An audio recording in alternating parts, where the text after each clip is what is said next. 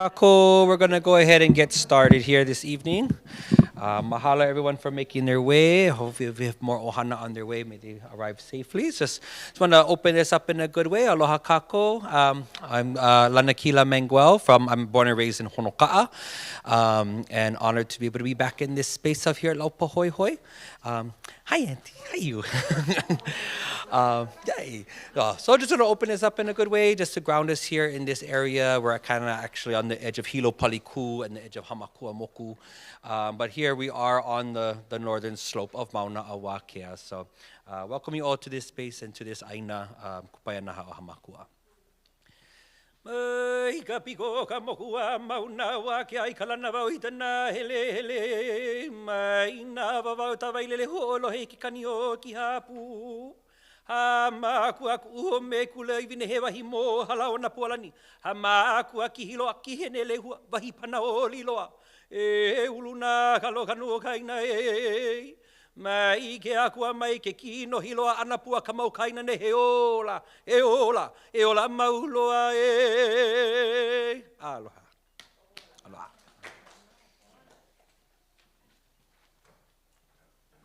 Mahalo nui e lana kila. My name is Mahina Poi Poi Paishan. I'm really grateful that I could be here to support all of you and all of us in our conversations to continue to love and care for Mauna Kea, Mauna Kea. At this time, I just want to go through our objectives for this evening and welcome back. I see several of you. I met you for the first time just a couple months ago at our first community talk story. So thank you for coming back again. And to those that are attending for the first time, again, welcome and aloha. So as you can see here, we have a couple of items that we want to attend to. First of all, we're going to ground ourselves in some information, background, and some context to help us participate in some productive conversations around three topical areas: around access and use, around the utilization of indigenous knowledge and frameworks called kanawai to help steer the governance and the operations of the Mauna Kea Stewardship Oversight Authority. And then we're going to talk about components that will eventually help to shape an aspirational statement that will help us uncover and address some of the unresolved issues that may remain pertaining to Mauna Kea. We're going to close with a Q&A for which you'll be able to shower your questions and your comments directly to the Mauna Kea Stewardship and Oversight Authority members. And I want to thank them. They are volunteer members serving our community in these roles. Next, I'm going to talk through a little bit of just who's in the room supporting this gathering this evening. There are a number of logos here. It represents Hawaii organizations, Hawaii-based and Hawaii-founded organizations, SSFM International, Detail, Edith Kanakaole Foundation, Mahina Consulting, and all of the organizations below. We've come together for the purpose of amplifying your voices and your perspectives alongside of technical experts to put forward the best plan that we can for the care of Mauna Kea.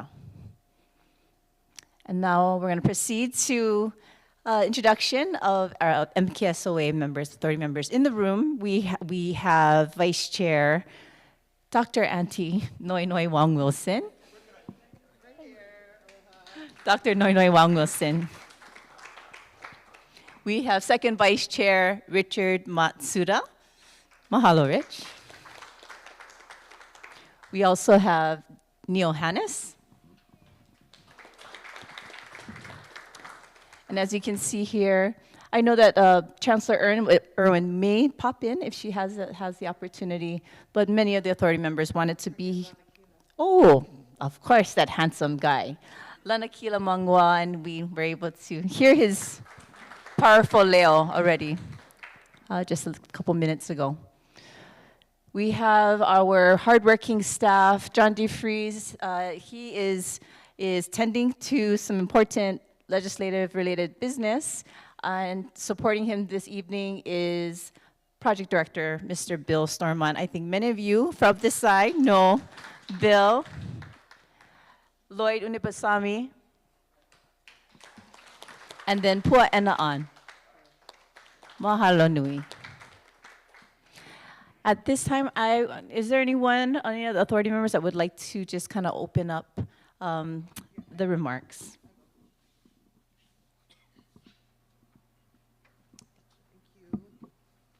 Aloha, everybody. Mahalo. I'm going to move this over a little bit so I can see everybody's faces. So mahalo for being here this evening, for being interested enough in this topic that you're willing to come and spend the evening with us instead of comfortable at home in front of your TV eating your dinner. But I hope while you're here, we are feeding you as well. So please make sure you have something to eat, because when your opu is full, then your ears are a little bit more open and your mind is open to listening and hearing and ingesting, along with your ono food, all the information that you're going to be hearing from us tonight. And more importantly, the fact that you're going to be participating with our team in talking about the questions and giving us your feedback, so that we can include this mana'o in what we're currently undergoing, which is the development of our new management plan for the summit area and the visitor center and the road in between, which are the areas of Mauna Kea that we are directly responsible for by our legislation. So I know that you are here for that purpose. You obviously responded to either a phone call or saw a flyer in your neighborhood community bulletin boards, or you got an email, so really appreciate that. Some of you, this is not your first time, not your first rodeo with us. Some of your faces are very familiar to me, and I know that you were probably here last year, in addition, when we had put a call out to come and talk to us. So that was our first round of meetings that we had in 2025 when we went around Hawaii Island. And we talked to people about what this was all about, the very beginnings of our planning for our management plan. This time, we have a little bit of a different agenda, so I hope that when you engage with our team, that you actually provide us with your ike, your mana'o, your feelings, your considerations about how best we collectively can make sure that we take care of this very special place called Mauna Kea. We all live under her mantle. We all live under the effects of her being here. Her, some of us call Mauna Kea him, so it depends on which school of thought you come from. But the most important thing is we know that Mauna Kea is a very special living entity and provides us with the water and the atmosphere and the conditions under which we live most happily here on Hawaii Island. So I want to just share with some of you who may be new. Is there anybody who's here for the first time at our community meetings? Okay, a couple of people. So how we came about, and we also have a live stream audience. So I just want to say aloha to everybody who's watching on YouTube. And for those of you who can go home and tell your family and friends if they want to learn more, they can find Mauna Kea Stewardship and Oversight Authority on YouTube, and you can look at any of the community meetings that we've been holding around the Pai'aina. This is number 6. Number 6 of this round of meetings, number 6 out of 10. This first one back on Hawaii Island, we have actually been all across the Pai'aina, last night on Kauai. Last week, the team went to Maui and Molokai. And before that, we were in Waianae and in the Windward side, Windward Community College at Ko'olau. So we have made a really huge effort to reach out to the community and be out in the community to gather as much information as we can. And again, we really appreciate your participating. But this all came about, for those of you who are new to this, beginning decades ago, actually, when development was continuing on the top of Mauna Kea of some of the newer astronomy facilities, and people were concerned about whether or not the summit area in particular was being properly taken care of. It culminated, for those of you who've been around here long enough, in 2014, 2015. If you know Lanakila, you might be aware of some of the videos showing Lanakila up on the Mauna, him and the young people who at the time were camping at the 9,000 foot level by the visitor center because they were concerned about one particular project that was proposed to be built on the Mauna. It ended in 2019 and into 2020 when there was a huge stand down at the intersection of the Mauna Kea Access Road and the Daniel K. Inouye Highway that ended up being one of the largest movements in modern times for our people, Hawaiians and non-Hawaiians alike, who were not happy with the current conditions at the time of how Mauna Kea was being managed. So the result of that, and sort of my story, is that a working group was initiated by the House at the legislature, and the working group was asked or tasked to come up with some proposal, some legislation, which might address how we can better manage Mauna Kea. Some of us, Lanakila and I were on that working group. Antipua Kanahele, Rich Matsuda was on that working group. There were about 14 of us who were assembled from Hawaii Island and a few from across the Pai'aina or across the other counties.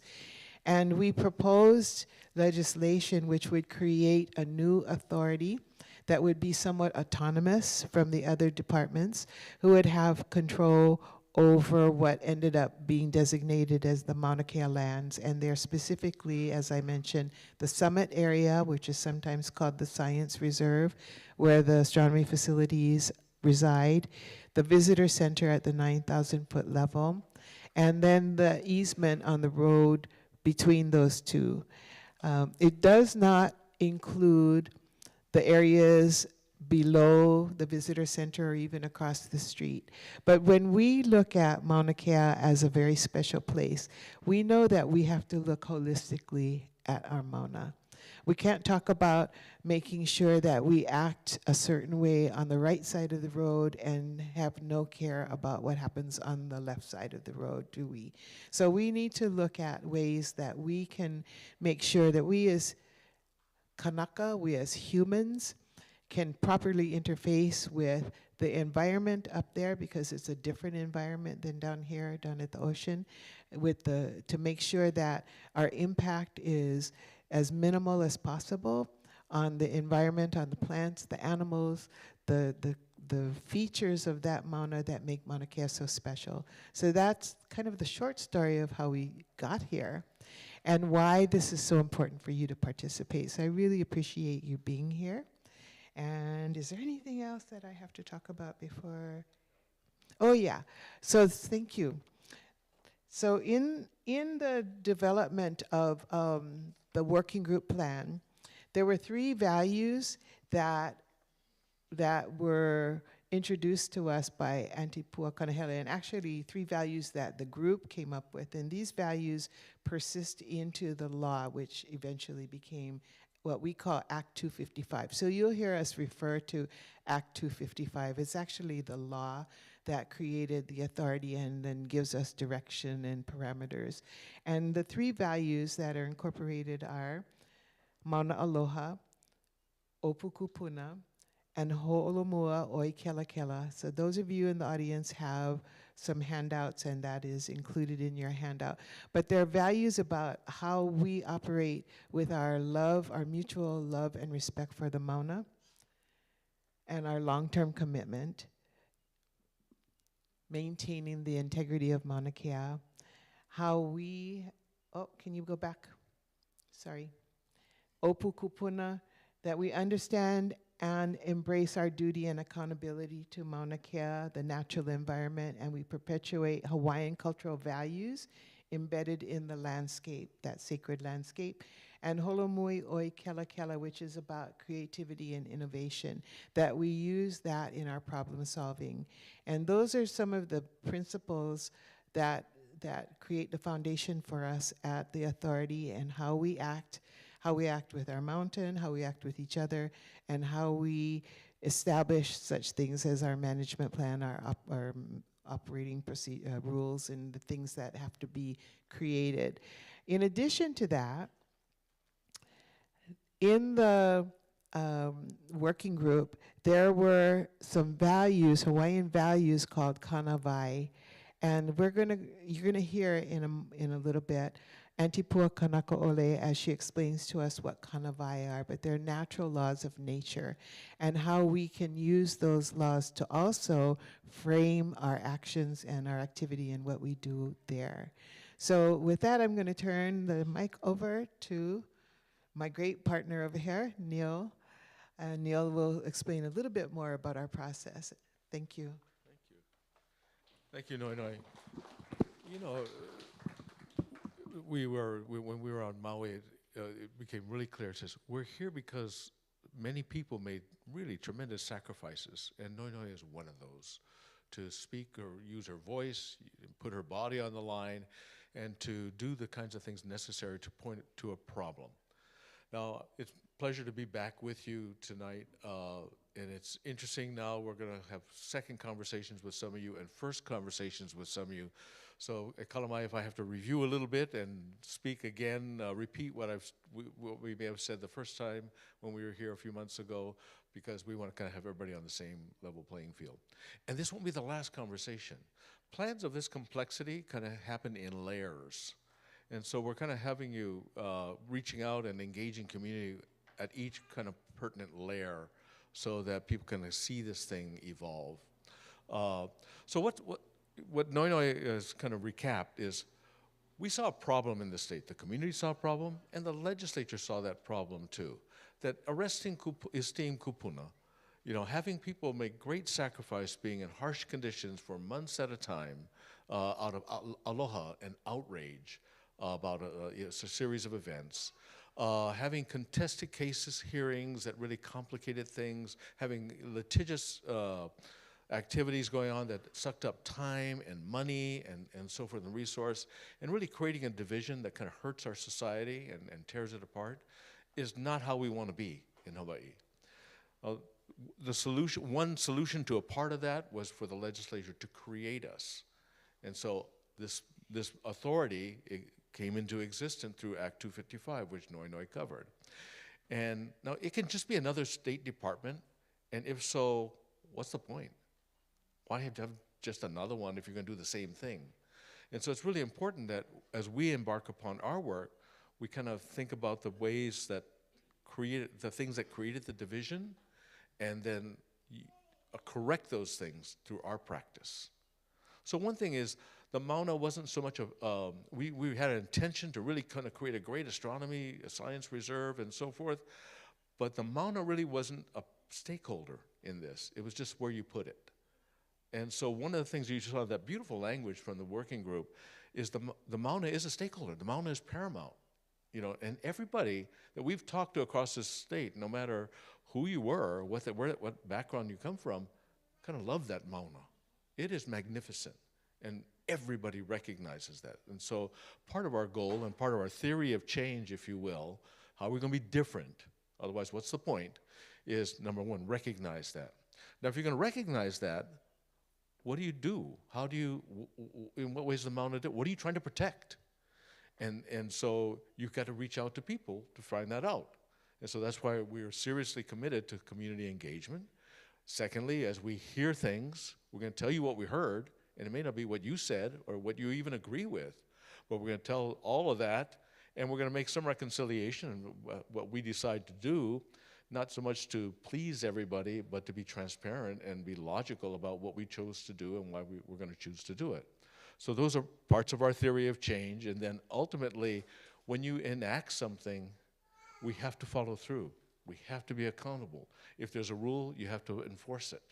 If there's to be decommissioning of observatories, they should be decommissioned when they're POW. So those are the kinds of theories of change that we kind of developed. That's how we're going to be different from what was before. Not that they never did any of those things, but we're certainly committed to that way of being. The other thing we said, we'd be values driven. That's why we shared those values. and that we would be have a vision, and I think we can go to the next one now, a vision that guides our regulation. So you can regulate stuff, you can just make up rules, any kind that you want, but we said, let's have those be driven by a strategic framework. And many of you looked at that strategic framework at our last meeting, and you informed, we haven't rewritten it yet, but we will, and you'll see that once we make this second round receive the second round of input, but that vision would sit there to be the guide star for the regulation of human activity.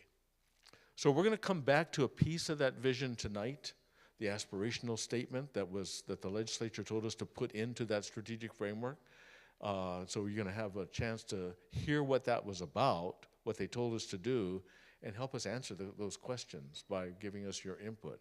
We're also going to kind of look at, as we think about how this might inform regulation, we're going to ask you a few questions about access and use and limitations and so forth that will help us to understand how we tie regulatory rules to the vision that we have. And the third thing is we're going to talk about Kanawai. We showed you a video. We're going to show that video again for those of you. I've seen this every meeting. I've been to every single meeting. I see it every time, and every time I gain something new from Antipua. So for those of you who are going to heard discussion of Kanawai for the first time, welcome to the fun. it's awesome. And for those of you who are going to see it for the second time, I think you're going to get a little bit more out of it every time. And the reason we rely upon that is, again, part of our commitment to be different is to really rely upon the knowledge that's come before us. To not try and look at this like a blank slate and just have some ideas that we throw against the wall, but to really build upon a strong foundation. And we're so fortunate in our Hawaiian culture to have this ancestry and this codification of Kanawai and thoughts about how the world works best and how it supports, how we can thrive, how it can thrive, and we in it thrive. And so let's learn as much as we can and from that and draw from that body of knowledge into today's practice so that we have a better future. So I think that's the task for tonight, to layer, again, be a part of the next layering of our planning process. And there's one more thing that I really want to, as we get pressures, some people aren't here tonight because the pressures at the legislature. There's a continuing pressure to transact, to get this done, to do the next thing, to meet our budget requirements, to get the jobs, to do this or whatever. And part of our theory of change, too, is that we got to build trust. That we think what happened before left trust broken. And you know from your own personal experiences and perhaps professional experiences, it takes time to rebuild trust. And it takes these kinds of continuing engagements where you follow through on what you said to rebuild it. So that's the other part of our commitment tonight. Your presence here just helps us to do that. So we thank you again for being here, taking the time tonight. And let's go back to Antipua, what she had to say as we lean into the task at hand. What can we learn from our ancestral knowledge to kind of help propel us forward and to give us a strong foundation upon which we can build tonight. Thank you very much. Hello, Yakako. It's a real honor to talk about Kanawai because it's not something we hear about all the time, but it's something that existed for a long time, and it's something that continues to exist because it has to do with this land that we live on, and what we as Hawaiians anyway should know about this land that we live on. That's what the Kanawais are all about. Kanawai is first and foremost, it's called a law, but it's like a code or a decree or a regulation. Any one of those will identify the idea of Kanawai. And the first Kanawai that we're going to talk about is a Kanawai called Ho'okiki Kanawai. Ho'okiki Kanawai. Again, Ho'okiki Kanawai is the law of continuum. And so this is about Kanakas, trying to educate Kanakas about what's happening on their land and how they can make their land exist for many generations. So this kanawai has to do with the law of continuum. And ho'okiki kanawai is, the idea of ho'okiki is to let things flow. And if you look around you, what are the things that flows? And one of the things that flow on our land is water. And they focus on water a lot because water is one of our main sources of life, for life. And so the idea of ho'okiki kanawai is the idea of allowing or being aware of where water flows. And the other thing that flows is magma. And the great thing about magma and lava is once it comes up, whoosh, whoosh, whoosh, whoosh, and then it flows, it comes up out of the ground, and then it flows down to the ocean. What it does, it gives us land. And we look at it sometimes as being destructive. It is not destructive. It does what it has to do in order for us to have land. And so, what the ho'okiki kanawai is stay out of its way. Okay, allow it to flow. And then the idea of water that flows, Mauna Kea, the aupua of Ka'ohe, runs from Hamakua, it's a small aupua, runs from Hamakua to the top of Mauna Kea and over to Mauna Loa. Ka'ohe is bamboo. And the idea of the bamboo and why it's called bamboo, it has to do with water. And between the two mountains catches the most water. And it catches the most water, and this water will go into the earth, go into a bamboo idea of water basins. And then the water will leak out from it very slowly. And so you have all of these water basins between the two mountains. And that's why we have really big rivers in the Hamakua district, because of all the water that flows down freely. So the consciousness of what flows, where it flows, why we should be conscious of it flows, because it gives us life and because it gives us a place to live. And water is what we need for life. And a lot of the water has to do with the two mountains that we live on. Yeah. That's the idea of the continuum. The other kanawai is kua'a kanawai. Kua'a is the burning back, the law of the burning back. Now, the law of the burning back has to do with the gestating of landscape, basically, gestating of landscape. They initially looked at it as,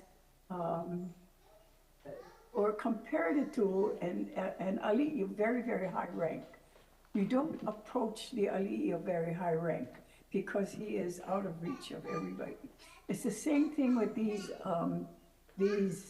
land areas, the landscape that we need to hold sacred, or we need to hold like they're going to do a lot of good for us, because these are the land areas that are necessary for our existence. One is, of course, the volcano, and is one of it. The other is places that have marshes and streams and rivers and coral heads and the idea of the wet forest, because all of these things help to reproduce what's in there on the land.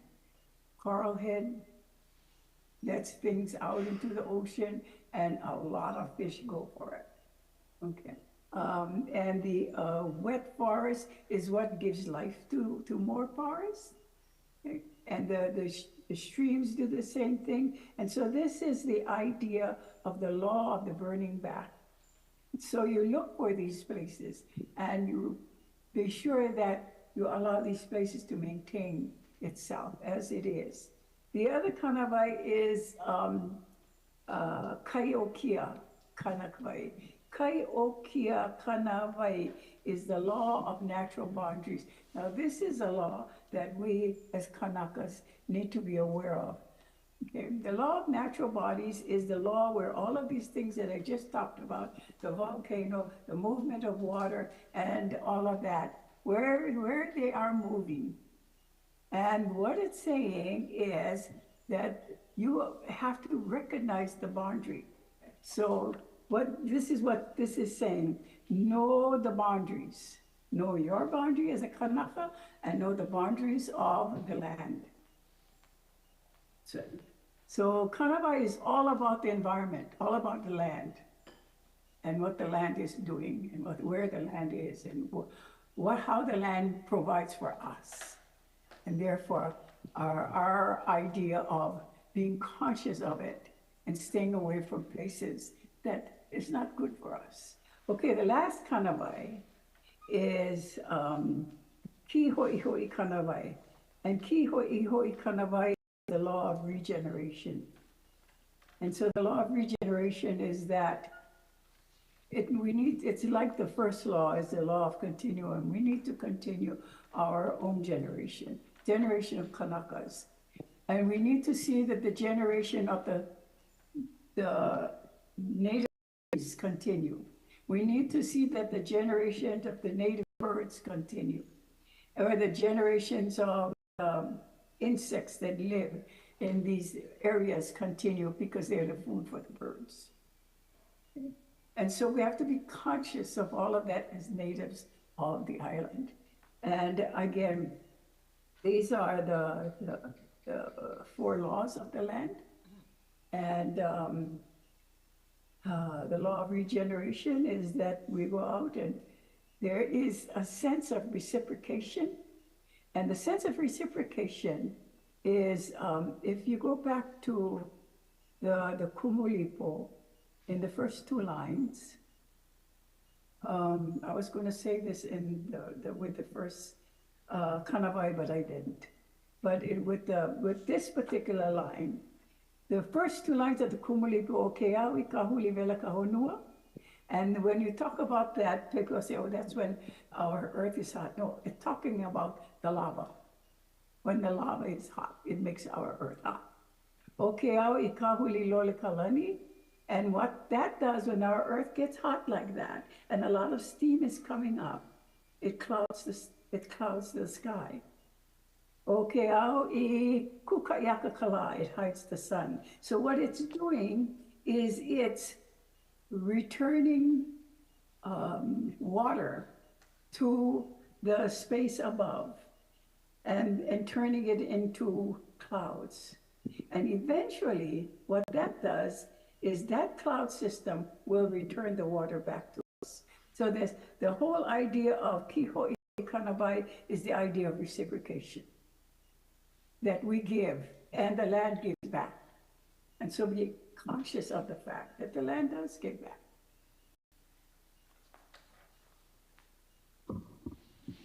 Mahalo nui. Thank you.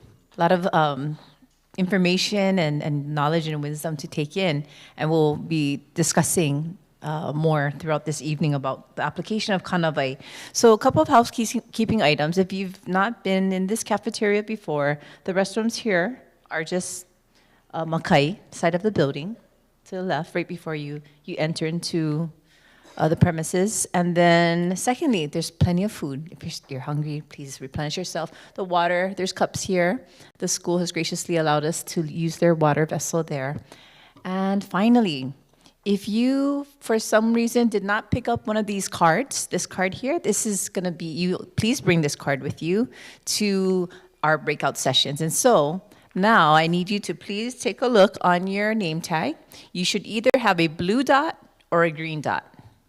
A blue dot or a green dot. Here, ask a friend, ask a neighbor. What is it? Is it blue, green, teal? Blue or green? Okay. So if you have your name tag, you are going to be hosted by Lala and Heather, and their hands are up right there. Oh, I'm sorry. You are hosted. Green is Kalamai Green. That side. So group there with Lala and Heather. And then blue group is here. Lohana, and myself and Mahia. Okay, so go ahead. You can either leave your there, bring it with you. You're going to be in conversation for 50 minutes, and then we're going to bring you back.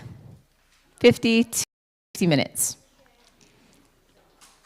Okay, Mike Kaino. Green on this side, blue on this side.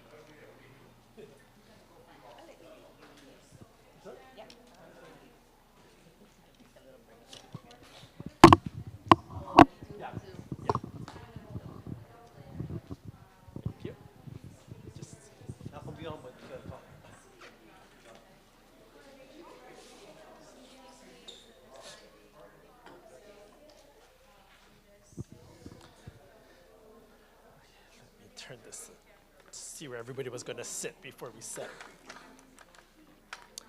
Okay, so just so you folks know, we're going to be using the mic in our group here. You won't hear it on the big speakers, but these mics are being fed into the cameras, which is on the live stream. Yeah, so just so you know, and your voice will be on the live stream. If you don't, yes. It's a YouTube and the, yeah. All right. And so as we get started, everybody was given those cards, and Mahina was talking about those cards just before we broke out into the two groups. And so if you could turn to a partner or maybe a triad of people and share what you wrote on your card. Yeah, and so just to get us into, yeah, that one, yeah. And so if you didn't write anything, just as a group real quickly, if you guys could share, just to, I know some of you know each other already.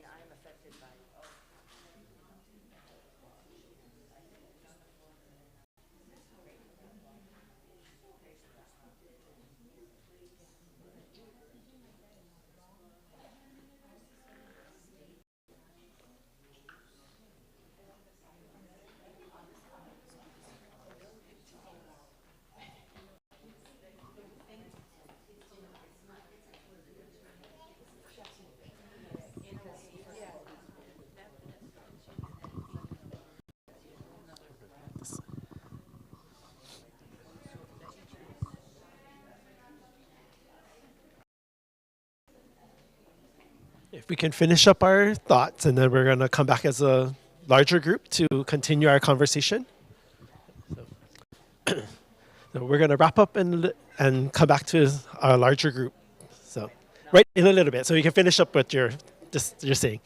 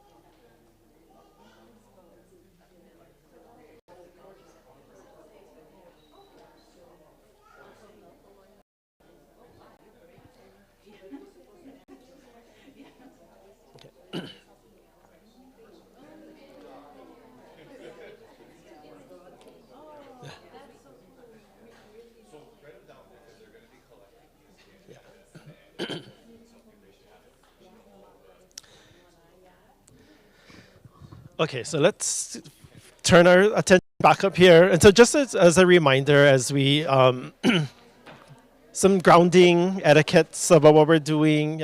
We shared a little bit earlier, but we have it up here, right? So what we're trying to make sure that we're doing is keeping these things in mind when we're sharing, right? And so why we're here is about our ku'aina aloha, their place, and our community, which is why we've been going to all of our different communities to have these conversations. Pass the mic literally, and in this group it's for real, literally. So when you have something to share, we're gonna actually give you the mic so that it comes out onto the live stream. Make space, so we're gonna ask everybody to participate by listening as well, right? And how we share in our thoughts. And all of this is part of co-creating for our future, right? Which was mentioned by Auntie Noinoi, Uncle Neil. All the reasons why we're having these community meetings, right, is to have everybody's input into what gets created according to the act.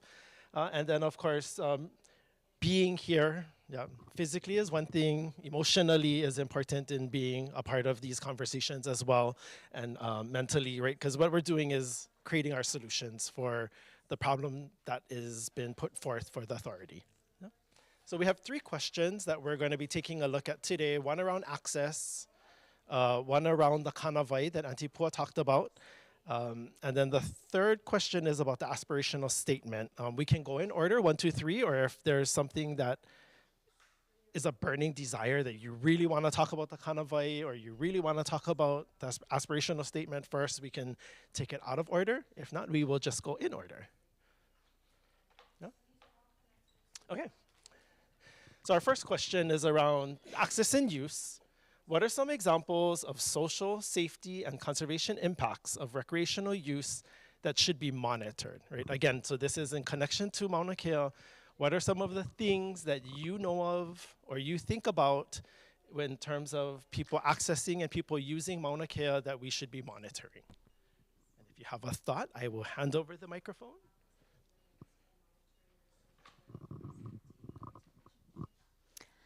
All right, when I see the word safety and I see... No, a little louder. So the mic is not on the speaker, so we just have to... When I see the word safety and I picture Mauna Kea, I see that there is one road, a narrow road, people going up and down. There can be traffic jams, a lot of traffic in general. So this is something to monitor, to watch out for. How many people go up and down, at what time of the day, time of the month, time of the year. Anything special going on that would attract people to go to the mountain, and then how to manage that, make sure it's safe for everybody. So I'll just recap, because not everyone may be able to hear. So will also be scribing for us. So if you see something that didn't get captured and you want to make sure it's captured, please let us know that we can put it on the sheet. And also it's being recorded. Me record it. Okay. Yeah. And so what was mentioned was about vehicular traffic, because there's only one road. How do we monitor the amount of people going up, when they're going up, and the safety connected to that? Any other like social impact use things, conservation, other things that is important to think about for people going onto Mauna Kea?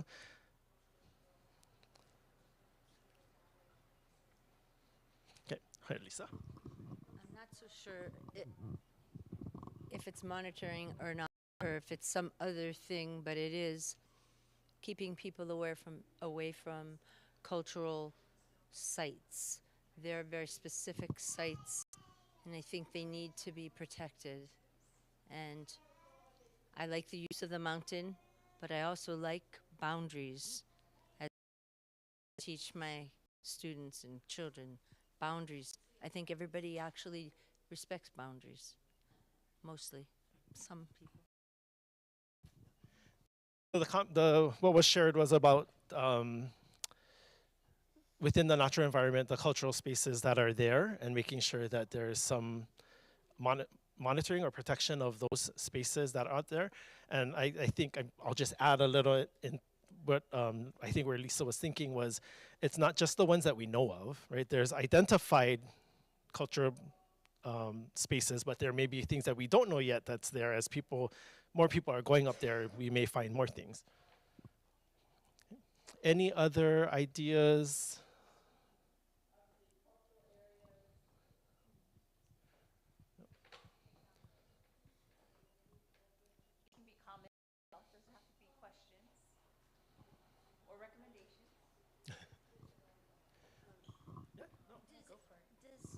Do you guys know about the signage in Waipio?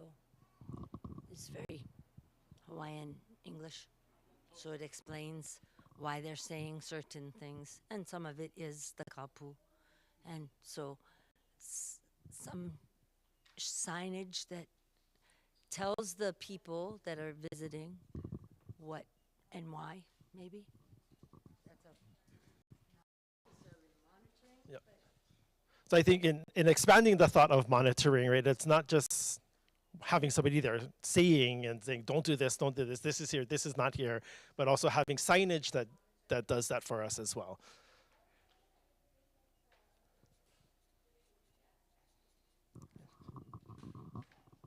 I mean, mine is more of a question, because when you mention safety, do the rangers make sure everybody leaves at night to make sure that people are not staying overnight there? And, talking about boundaries, those kind of things, like to make sure everything's pono for the people that go up there. How are we overseeing that? Yeah, so around time usage, and I think what you're also alluding to is, do we know who's up there, right? And do we know that they're leaving? Because if something happens and we don't know that someone's there, right, then nobody is able to go and follow up and check. So do we have a system Right. to Monitor who's coming in. entrance Yeah. and Yeah. exit? Maybe more important, exit. Because we don't want somebody stuck up there and nobody knows that they're stuck up there. Right.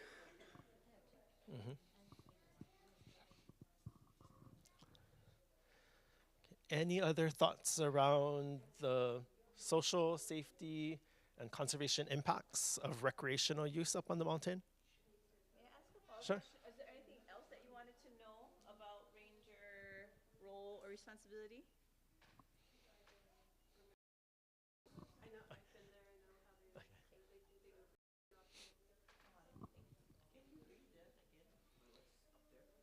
Sure. So the different things that have been brought up around these, oh, just the last one? The last one is around, do we have a system to monitor entry and exit? Yep.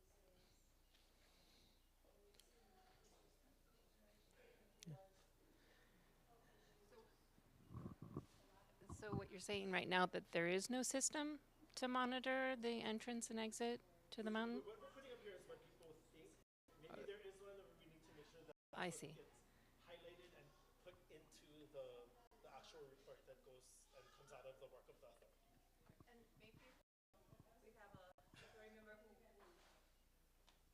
Is there every day or almost every day? Yep. So I'm Rich Matsuda. I'm on the authority, and I'm also work at one of the observatories on Mauna Kea. One thing that I was thinking with regard to the social aspects or impacts of recreational use is not everyone knows, like as you were saying, the culturally special areas, also the culturally appropriate behavior. So as you enter a space that may be very culturally important or spiritually important, you're supposed to act a certain way, right? Or not act a certain. That's how those signs Yeah. read at Right. They say, no mess around, eh? And if you're new to the space, or maybe you weren't brought up here or whatever, or no one's ever taught you, you may not know that, and you may do something out of not knowing. And so I think education is really important. And then I think just like open-mindedness is really important as well, because it may not be your cultural practice, but it's important to somebody else. And so to be respectful to that person, you should act a certain way, or you should know the right way to act. Yeah.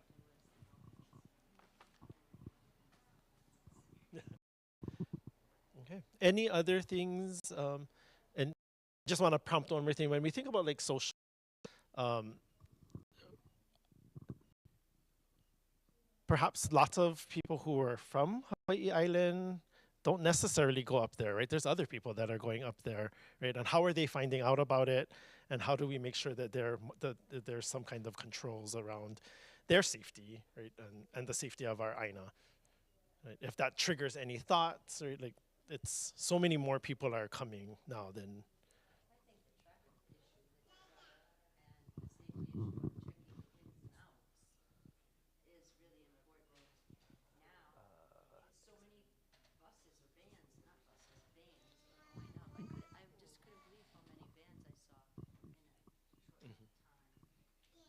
So you're talking about like the tour vans that are going up there at different times of the day, night, and whenever it is. Yeah. I have a question. What are the that you folks are thinking about as you're responding?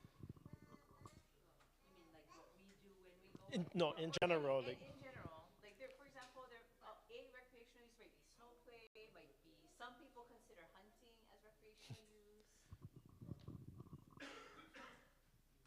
Watching the sunset or sunrise. So yep, sunrise, sunset viewing. Right, snow. It was mentioned snow play. Like lots of folks are up there for that when it happens. Education.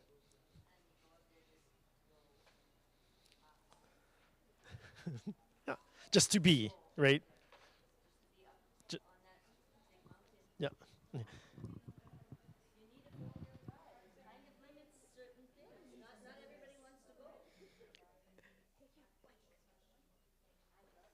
You know, when I think about what people go up there for, the visitors, they just want to go take a picture. They just want to go see, take a picture, look where I was, and so for that education to need, like, do they even know this land is sacred, or is it just another mountain? And that's important. So that cultural aspect. But one thing we were talking about was like rubbish, like opala, like what do they leave there? Do they know? Because some people think even, I'm going to bring an offering, and then they'll bring their fruits or other flowers. Like, do they know not to bring those things there? So how do we educate them on that? Yeah.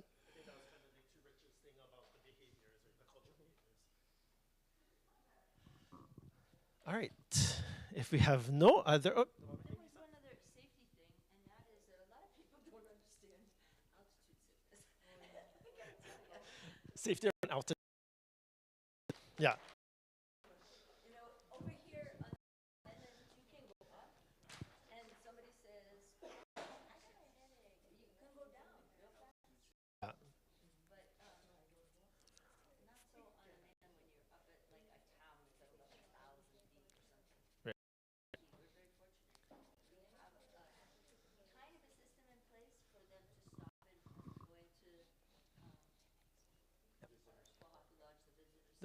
LAUPÄHOEHOE. Yeah. Okay. Yeah. Okay. For this question.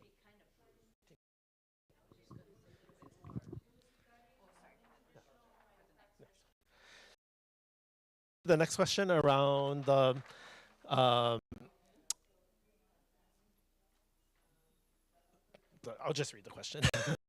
Authority provide guidance to ensure that individuals have the information to conduct themselves in an appropriate and pono way on Mauna Kea. So it's just carrying over where we were just talking about, and then so right, what education is important to that, right? Signage. Where? Can you get more So- specific? Where? What kind? Well, like people go in, they get on the edge of the cinder, and they don't know that not just is it cinder, but there's rocks. And if they're in just like I'm dressed, they're gonna get shredded, and they Yeah. don't know that. They don't know how sharp lava is, and there's rocks that are still lava, not cinder. Yeah. And so, that's just one. So the geography and the landscape and what's actually there, and yeah. You know, signage is also a double-edged sword. Because because this is something that I hear from. And now, mind you, I'm supposed to be here to listen, but just on the topic of signage, and this is from discussions that I've had from, current staff up there, is that one of the issues that they have with signage is that signage directs tourists' attention to things that are there. And that, ooh, there's something special here. I'm gonna go drop my pants and I'm gonna go relieve myself on it. No. There's like literally, the current managers up there have often find toilet paper of the summit. There was that whole issue of a guy, some influencer, some streamer dropped trowel, relieve himself, caught all kinds of backlash. But this is the other thing, that's not just people don't know, people do know, and they're in blatant disrespect. What do you do about people like that? What do you do? And this is the question, the kind of questions we're trying to find out, because there's education and then there's enforcement. What should we do about it? That's what we're trying to find out from you folks.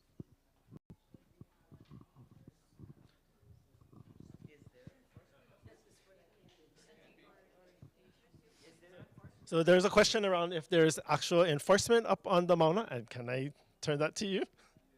So per the current Center for Mauna Kea Stewardship and the Rangers, from what I understand, so I don't work for that organization, but they have the abilities to enforce the administrative rules, but they view their role more as providers of information and to the public, more so than, yes. So I believe that's kind of, over the years, they changed their thing to be like, how do we take care of people and inform them on the Mauna? But ultimately, I do believe they have the ability to enforce admin rules that are in place.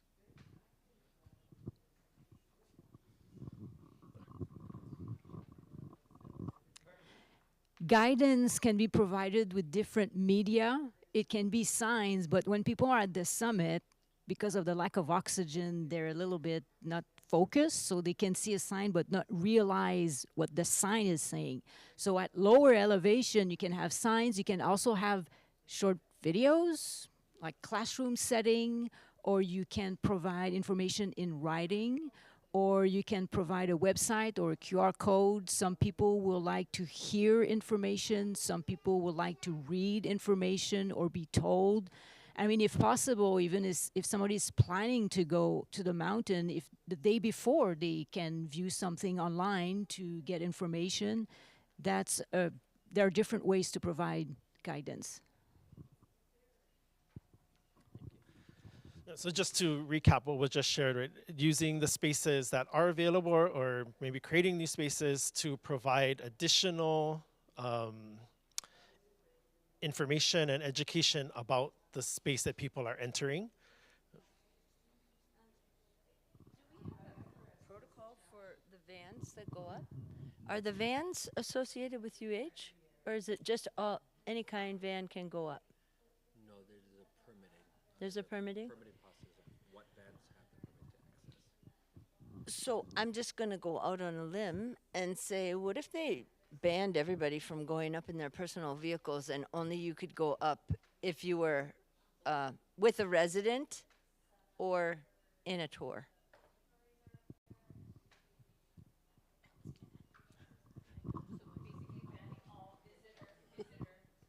Individual visiting.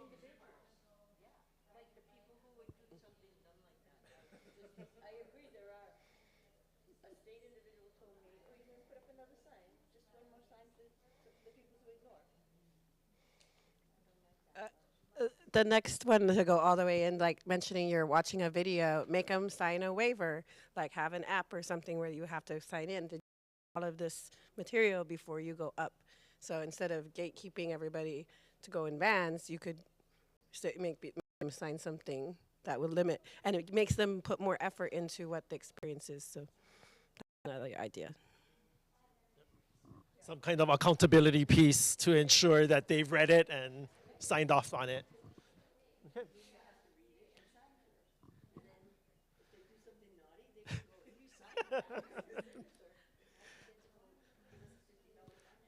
Yeah.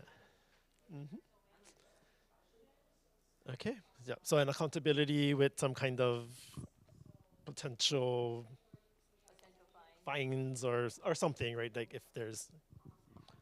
Okay. If we don't have anything else for this question. Yep. Because we've been going around to the different communities, so just maybe a couple other things that I've heard, because it may stir your imagination of other things. Like Hanauma Bay on Oahu has a, when you enter and you get your your permission to enter, you have to watch a video, a short video that educates you about not standing on the reef and things like that. So there could be something like that. So we've heard that mentioned. You got to acclimate anyway. And like maybe another idea I heard was if you got some sort of a card showing that you watched that video, it would only last for like say a year or something, and then you got to watch it again because maybe you forgot something, things like that.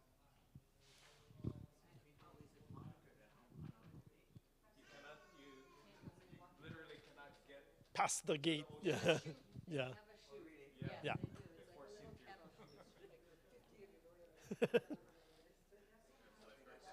You want that up there? Okay, replicate. Like Hanauma Bay. Okay, Yeah. Hanauma Bay. I think the more safety that Yeah. we think of for the mountain itself, Yeah. the better it is, the more safe. It's a, yeah. Yeah.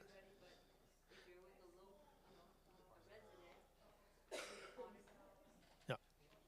So, and just reiterating what Lisa was sharing, it's more safety, right? Like that's always better than less, right? Yeah. Okay.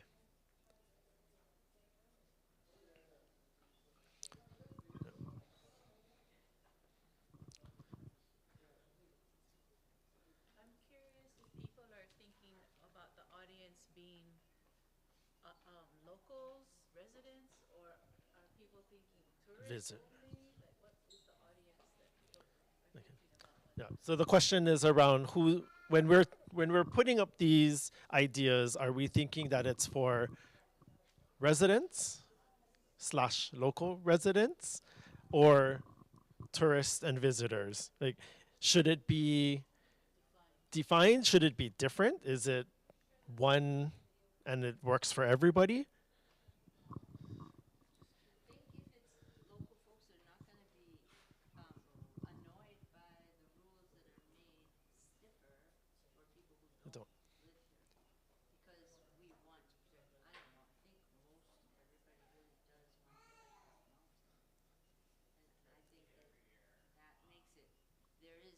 People that are going up there isn't the local people on an everyday basis. It's the tour vans going. Even for the nighttime. Yeah. So just recapping that, what was mentioned is the thought is that local residents wouldn't necessarily mind the stricter rules and regulations, thinking that most of the recreational users currently are not on a regular basis. And we do have local residents that are going up snow days or whatever it is, but the majority of the users going up currently are either on tours or for for visitors who are not from here.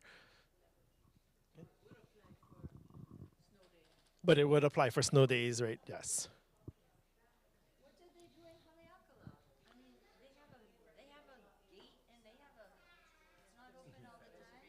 Yeah.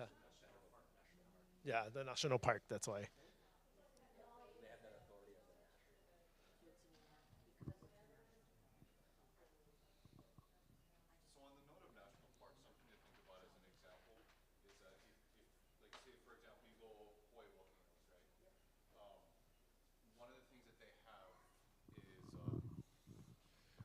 One of the things that they have at Hawaii Volcanoes National Park is interp rangers, right? That they have rangers whose job it is to kind of just be around and mill around the crowds. And, oh, you have a question? Oh, this is such and such and such. This is this kind of bird. This is this kind of plant. This is this kind of cultural practice. Don't stand over there. You know, it's that kind of thing. But even, you know, I personally, as a cultural practitioner, have also been screamed at mid-pule by LEOs. You know, so it's how you approach it. You know, then obviously the guy who works for the park lives here, but you can't necessarily expect all local people. I mean, that guy wasn't local, but you can't necessarily expect all local people to automatically know everything, right? That's why there kind of has to be like a sort of a blanket, you know, whether it's a Hanauma-based style video. Right, and these are all examples that we're looking at that exist, whether it's interp rangers at Hawaii Volcanoes, whether it's the, you know, like the vans that are, you know, at Haena, or the Hanauma, you know, video. Like, these are all examples that we can pull from that we could potentially implement here, but it really comes down to what you folks think from your experience of going up there and seeing what tourists are doing, what locals are doing. Like, not everybody is too happy about locals going up and hauling down truckloads of snow. Oh, Poliahu is sacred. Let's take a chunk over and go play with it in the parking lot. You know, but this is the kind of things that we're trying to get from you folks, what you folks think about this.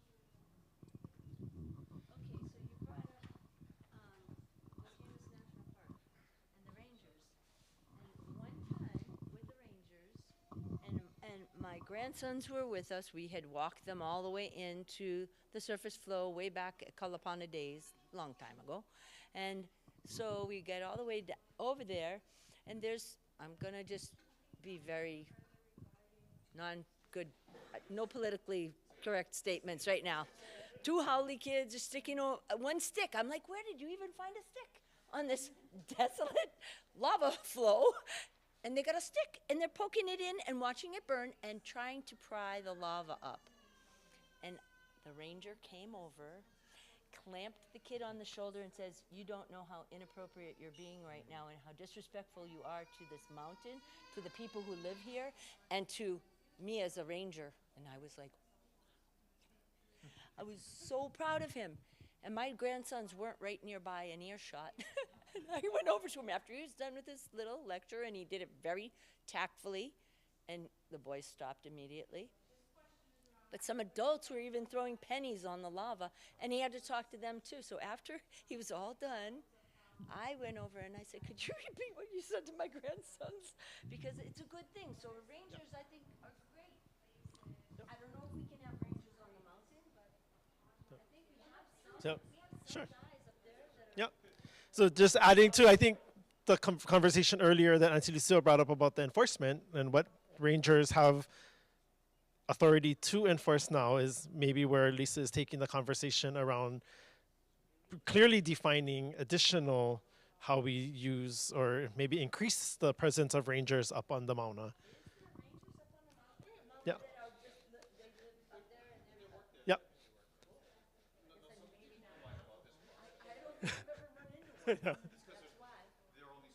Yeah. Yeah.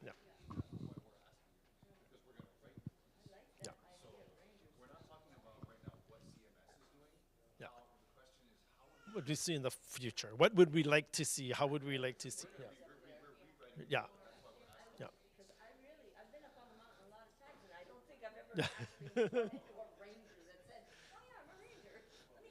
Yeah.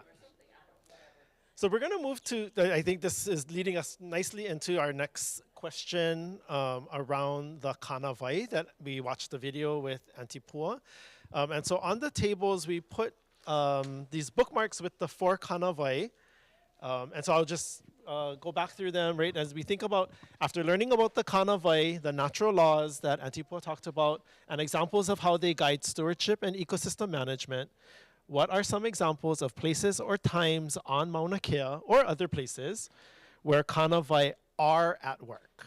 Yeah, so where have we seen them, right? And just to review again, the ho'okiki kanawai is a natural flow. Right, and Auntie talked about the continuum and allowing that to happen, allow that motion, that natural motion. Kua'a kanawai, the boundary, not the boundaries, the landscape as a li'i. Right, and so again to our conversation around sacred spaces, Kaiokia is our boundaries, the boundaries that exist, and then the kiho'iho'i kanawai around the regeneration. So if there are specific examples of places or times that you know of either on Mauna Kea or in other places where we see these kanawai happening. One is the watershed on Mauna Kea. I only know of it because I'm a rancher, and I know that the watershed leads right down into large capacity, either water hole or water tanks, and those are very important. So that's just one I know.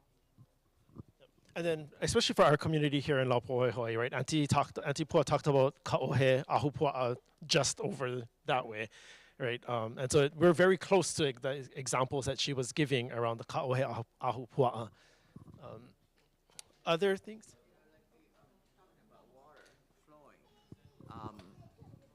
At the last meeting, I mentioned how devastated I was that our gulches are dry. Where did the water go? Because I can remember every waterfall along this coast, and they're not there anymore. And it's scary for me to think in my lifetime. Wide rivers of water coming down, and they're gone. What in the world happened to all that water? You know, where did it go? Yep, I live down the street, Kuvaikahi. My stream has been empty for over a year. Maybe once when it rained, I had rain. That's it. Right, so those are examples of that first kanawai, the ho'okiki kanawai that talked about the continuum, allowing the natural flow of water. So if there was natural flow that Auntie Lucille remembers, but it's not there anymore, right, there's something that's happening. Yeah, and just to that, so the Kiki Kanawai is that couple of allowing things to flow. It just reminded me of back at like the 2018 eruptions. A lot of people are saying, build the berm, and we were saying, no, you have to allow the lava to take its natural course. That's one of it, but similar to that too, where the kua'a kanawai, looking at aina as like ali'i, but the idea of also allowing places and not touching places. So part of the why we don't have the water now is because the mauka has been touched. That the vaukele, the vaukoa, all that forest is gone, so that there is nothing to hold the rivers anymore in that water. So that's exactly why the kanawais have been broken, and so those ecosystems are gone that would bring that watershed and all that water, the continuum, to allow the whole kiki to happen. So yeah, just an example. Great. How do we get back to that? No, how do we use that to get all the other systems flowing back to where they should be? Right. I have an example of Kaiokia, but it's not on Mauna Kea, it's on Kaho'olawe. And so Kaiokia meaning that there's boundaries that people can't fish there or even visit, but there is regulated times when they can fish 2 times out of the month. So it's not saying don't do it, it's saying you can do it, but how and when. Yeah.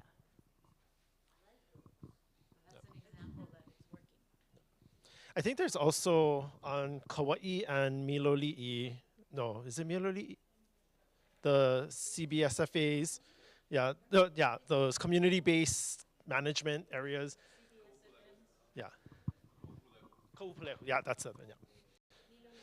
Yeah. I remember those coming through the Hawaiian Civic Club. Yeah. Yeah. Miloli'i, Ha'ena on Kauai, Ka'upulehu, Kahalu'u. Yeah. Yeah.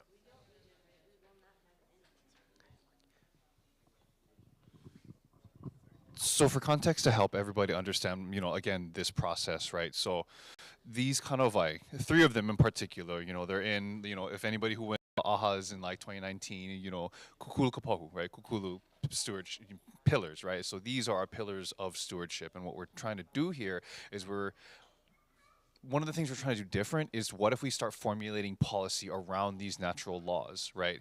That is definitely very, very, very different. And so even with an example for like up there Mauna Kea, right? You look from the access road and you look at all those cinder cones and all these pu'u. Technically, there's public access, but should people really be tromping around out there in vacuum bug habitats and where there's cultural sites that people don't even know about because they're not marked? Is that within our power to restrict people actually in the interest of kua'a, where you're not supposed to go, right? So just to get your thing around what these things actually are.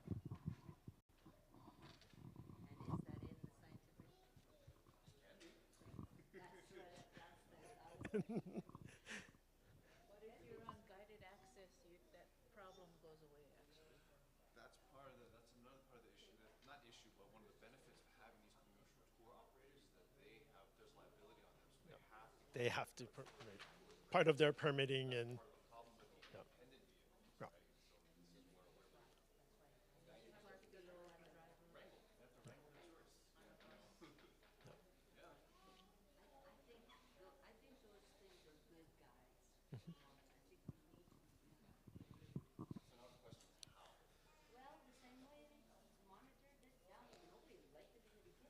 Yeah. Yeah. Right. It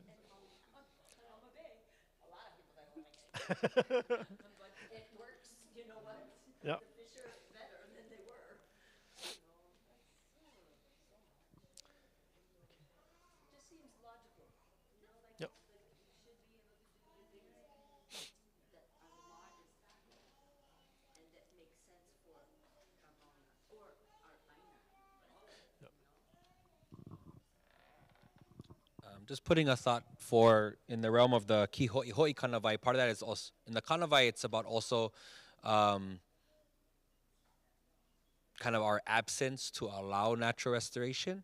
But I think also to build on that, the idea of ho'i is it's also a lot of that damage has happened by human hand, and so human hand we should enforce or encourage more support to assist in the ho'i. So supporting more conservation restoration efforts as well too.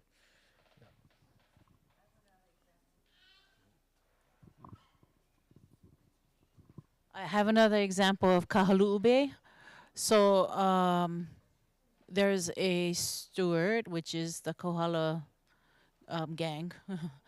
Yeah, thank you. And so they're taking care of it. They're monitoring. They use kilo. And then they also have 4 days, I think, out of the year where they actually close the park down from everybody going to allow for the coral to spawn. So there should be more times that there's days that are at rest, but I think that's a good example of it actually working.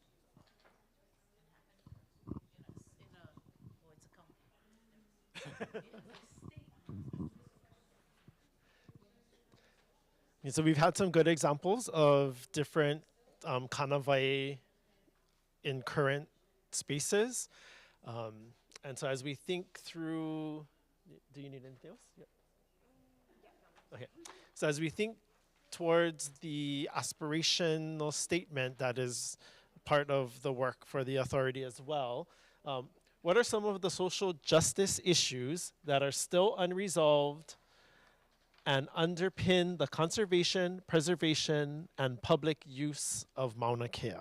Right, so what are the things that are still need to be addressed? Social justice, and how they are, like, what are the things that need to be addressed that are not being, maybe not wanting to be talked about? And then how these affect the conservation, preservation, and public use.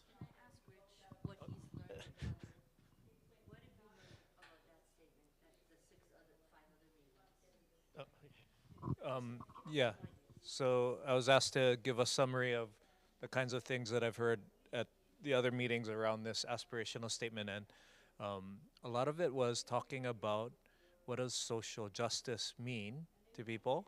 So it means different things to different people, but one of the common threads that I've heard is when you have different worldviews, and especially because we're in Hawaii, the Native Hawaiian worldview as kind of like we all came here, so then we should respect the worldview that was here to begin with, you know, of the first people here. That a social justice issue is not giving that voice enough weight and respect. And that doesn't mean everybody has to have that worldview, but to make sure it's kind of at the base of things, and that other worldviews respect that, and we try to understand it all together at once. That was a very common statement among the other groups. That's what it is. I think it's socially what we need is to make sure that this, like, I'm still wondering why we're not doing this with all of the high schoolers before they get out, because they're going to be us in a short time, and they should at least hear what the adults are talking about behind their education, you know? Like, this is beyond that.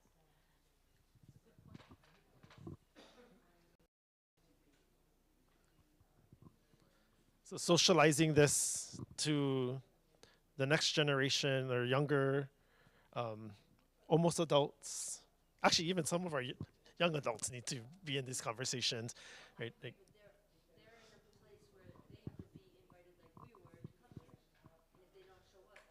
right. At school, right. Yeah, I work here at the school, so it's like I work right there. So like let's bring education straight to the students, K through 12, every single one of them, so that this generation grows up with this knowledge and they become the adults that share and continue, because many of the students, they don't know unless they are connected with the right people, just like everybody else in the community. So I like it. Thank you.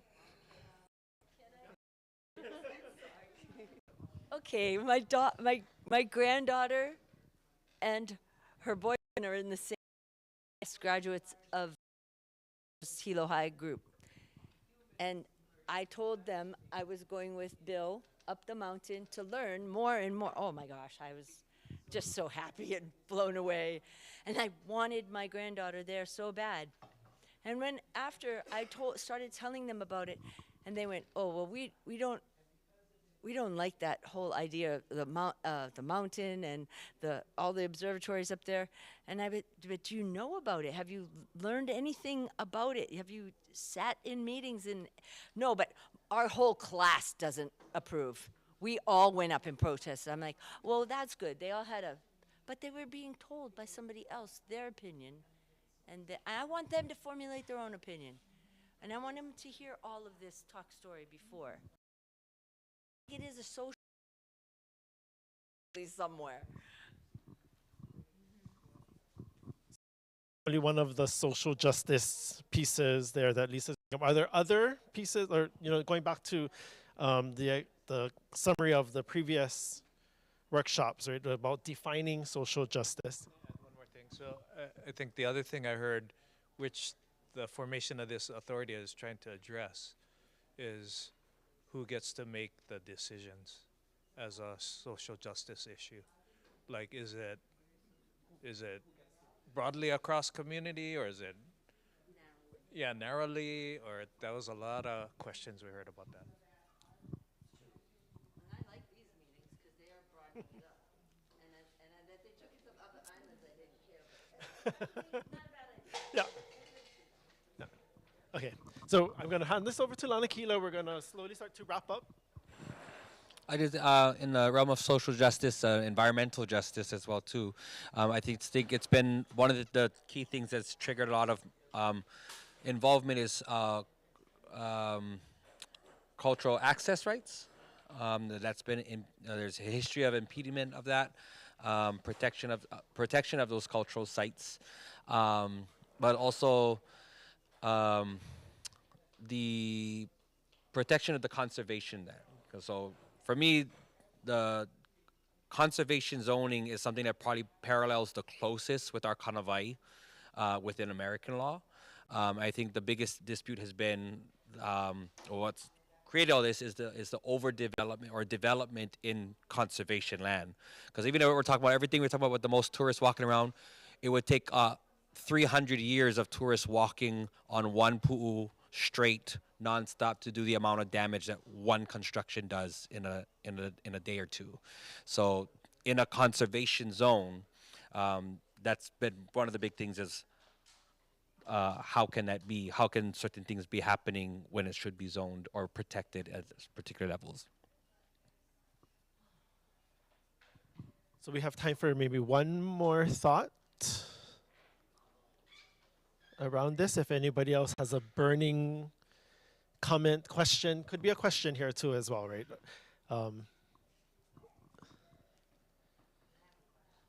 Yeah.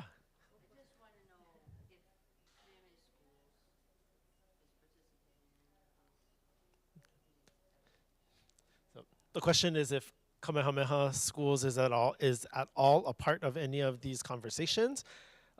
We can take it back and find out, and make sure we invite. Yeah. No.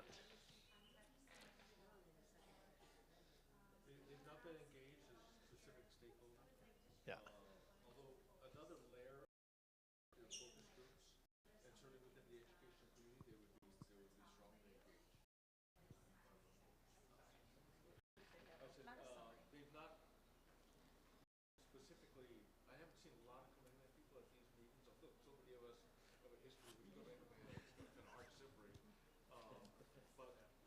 Another layer of outreach is to do focus groups.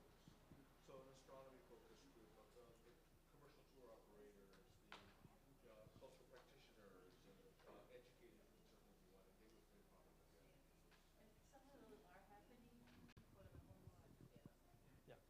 focus groups. So there are some focus groups conversations happening. All right. And so our last piece of business for our group is somebody willing to be our share-outer person. So not going through every single comment that we've shared, but just briefly highlighting some of the things that have been shared. I've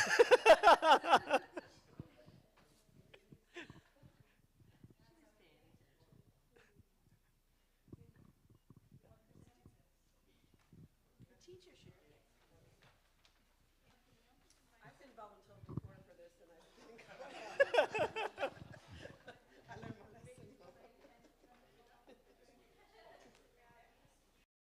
Because unless I prep the head, I never do it.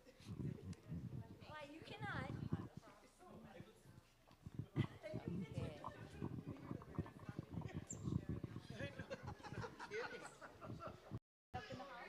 Check, check.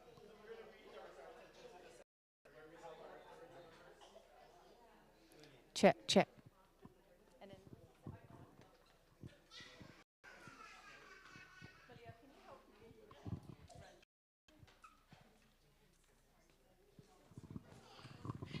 Okay, mahalo nui for everyone's mana'o and input. We are now going to transition into Q&A for the next 15 minutes. Actually, before that, we're going to call upon this group first to share high-level insights, not a summary, not a synthesis, not a dissertation.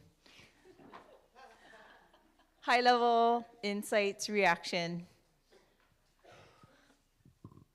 Oh man, I'm nervous holding a mic. I think our group talked a lot about like what's actually going on the MAUNA now and trying to get a better understanding of the baseline of our current day situation so that we can think about how things could be different in the future. Oh, thank you, Auntie. And one idea that came up at the end was the idea of reciprocity being a guiding value in how we approach all of the questions as Kanawai, but also in terms of recreational use or astronomy use that, like Auntie Noino was saying in the beginning, that MAUNA is a stakeholder that we can be in relationship with, and therefore how can we be in reciprocal relationship with them? So not to say that we can't be there or we can't have activity there, but if we're then how can we do it in a reciprocal, mindful, respectful way and give something back while we're also receiving? Anything? Mahalo nui, thank you. And then from this group, who was our, oh, of course. I think we just have a lot of questions. Yes, what's going on and what isn't going on. And I think we wanted to get some safety features that may protect not just the people themselves, but mostly the Aina. We want the mountain to be protected. And I think I would have to flip through the papers to remember everything. That's why I take I think it's the word social justice. I just want MAUNA justice. That's what I think, and I think that's kind of reflective of everything that we were saying up there. And I like Rich's perspective of bringing some information from the other islands over to here for us to start to think a little bit more about the things that we wanted. So I'm not good at reporting. Focus on reciprocity and MAUNA justice. Mahalo. Okay, so community members, this is the part where you get to ask questions, share additional thoughts, and we have a mic for our authority members and a mic for all of you. Our only thing is, there's about a little less than 20 here, and we only have about 12 minutes, so please share the time so that everyone can participate. Whoever wants to ask a question can. Mahalo.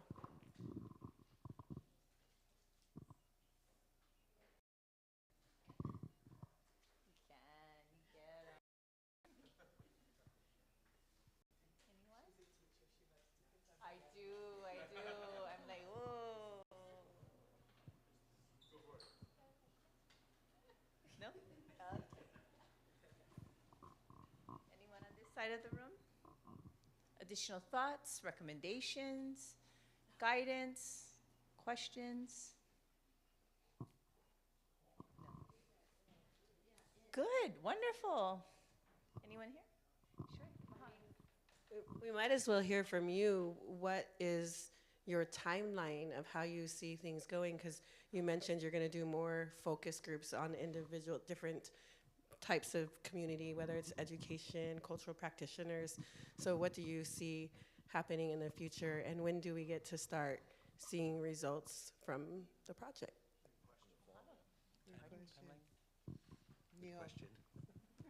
Actually, I think Malia can help us with this too. You know, on the general calendar, we're back in the fall, yeah, after the focus groups and this. Yeah. What's the next round of community? That's not scheduled yet, but Right. We put this on a, you can understand, planning is not just product, it's process. And so we'd like it to have a natural process on the one hand. On the other hand, we have a 5-year deadline at year 3. Yeah, so we have to finish by July, be ready by July 1, 2028. So we're compressing, we're pushing in this process, doing things concurrently. So I think we're going to be back in the fall with another round that'll have the results of all of these discussions and how that informs then some of the strategic framework and management plan. Good question. Great. Oh, sorry. Oh, hi.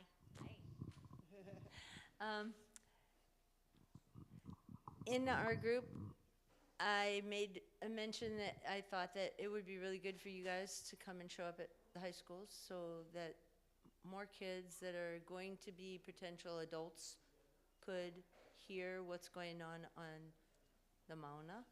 But then also, I feel like there's missing components to the group, and that is large state landowners on this island, and that was Kamehameha Schools that I thought of right away.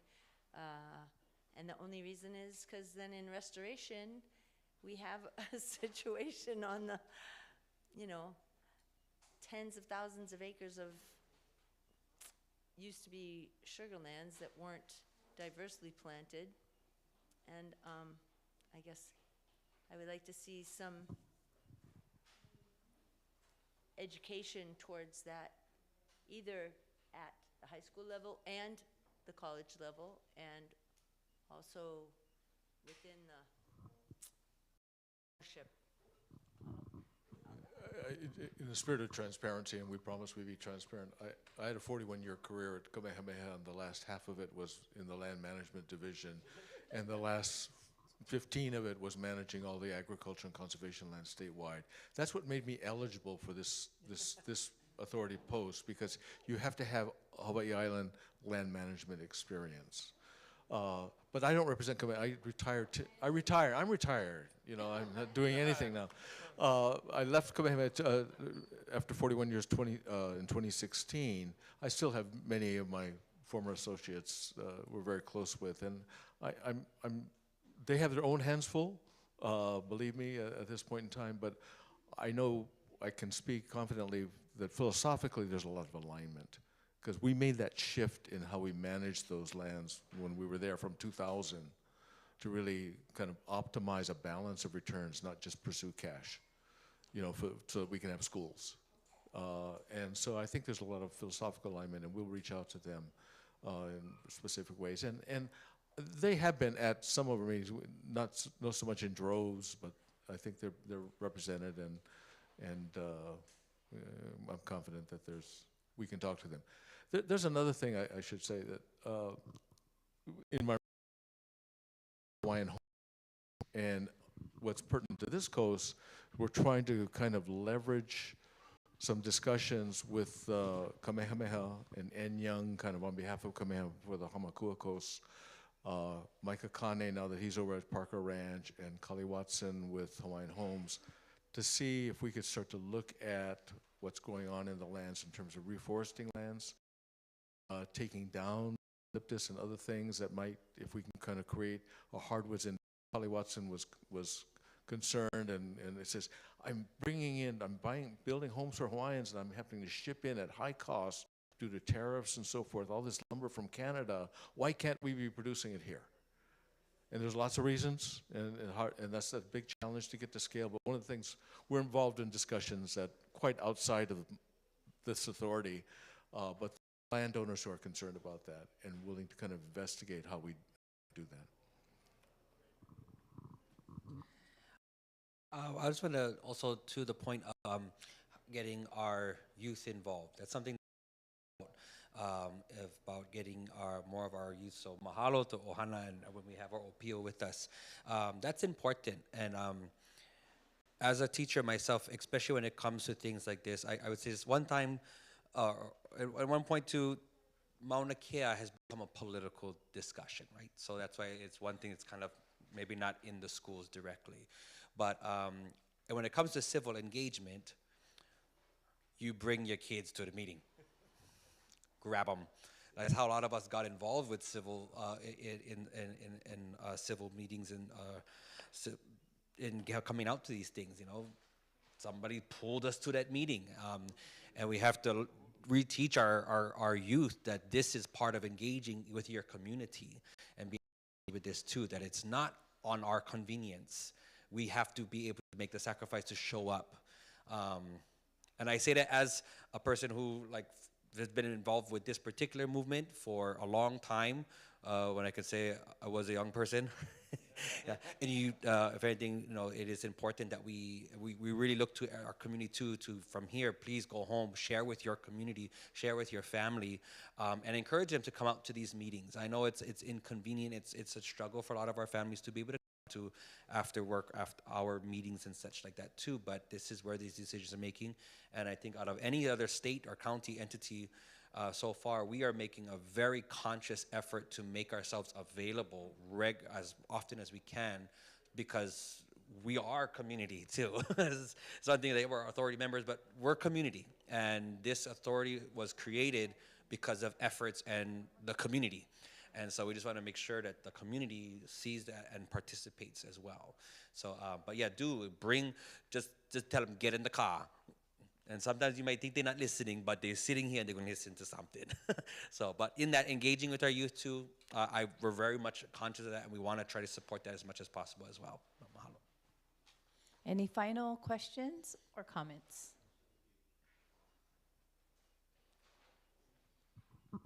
I have a question of you. I'm burning to so I've had two experiences. That one, yesterday we were at a hotel in Kauai, and they gave us for our room key a little rubber band kind of thing, you know, like when you go to pools sometimes and so forth, and that had the key to our room in it. All I had to do is do like that, and I can get into my room. The other experience I've had is I've sometimes ridden a golf cart, which is as I approach the green, it wouldn't go there. And I put those two, and I put these two things together in my mind and think about GPS units. If people who go to the Mauna, for some reason, if they had to put this little rubber bracelet on, so we would know where they go, and that's for their own safety, because if they're lost, and maybe it has a little vibrator thing where, hey, you're not supposed to go there.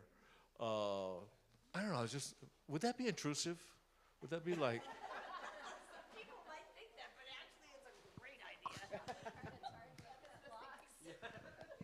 And maybe, and you know, you go to museum, and we go to museums, right? And sometimes you get the air sets, okay, you're here. This is this pu'u. Here's the story of this pu'u. Because we were talking about it, I listened you talk about it. You had great ideas about education. And yeah, you can take it to the class, or you can see a film like Hanoma Bay. But how do you make it, you know? And now they got glasses too, so you can see, getting all kind of exciting ideas. But I don't know, are they too intrusive? Would it minimize your experience? Why couldn't we? I don't know. Come out and give them one. It's going to be cost, though. Who's going to pay? Reciprocity. Right, exactly. Well, make a reservation and pay $20. we get charged to go to a lot of places.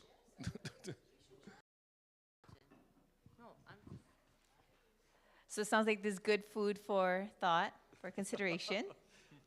I am going to wrap us up, and we're going to pull up our final two slides.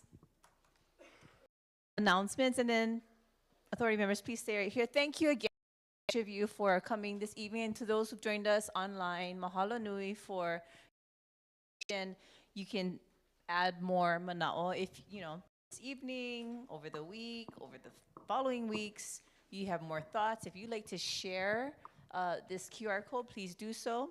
All the information that you've received via handouts and little bookmarks and so forth, and that you've heard, the majority of it is on the Kua'oa Kea website. Kua'oa Kea website. The next slide will share that we are in Hilo tomorrow at Hilo. So if you'd like to join in again, Hiki no, you can join in again and bring 3 more friends with you. 3 more friends, 3 or 4 more friends with you. Is the Instagram handle, Kuwakea. Use that for the website title as well. And again, mahalo nui ia o koa pau. Thank you to LAUPÄHOEHOE, Hamakua, and all of the community members here, and to this school, LAUPÄHOEHOE Public Charter School, this evening. I'm going to turn the mic over to Auntie Noy to please close. Mahalo.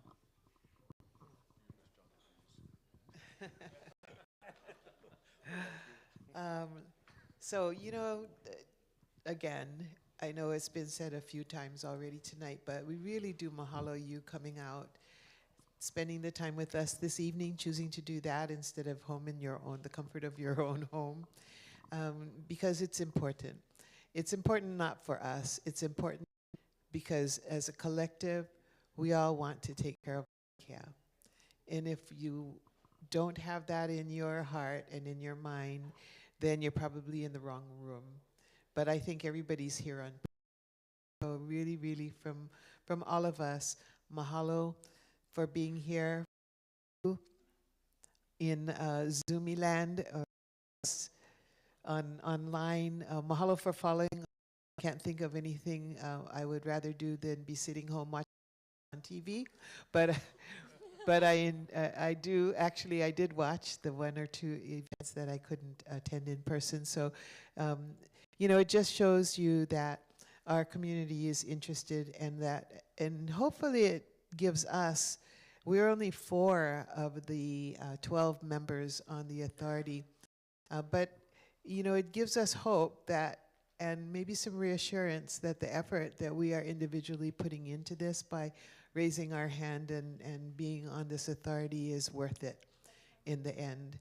Because it's not just us putting in the work, but we're here on behalf of all of you. So mahalo, please drive home safely, take care of your families, take care of each other, take care of your opio, take care of your kupuna.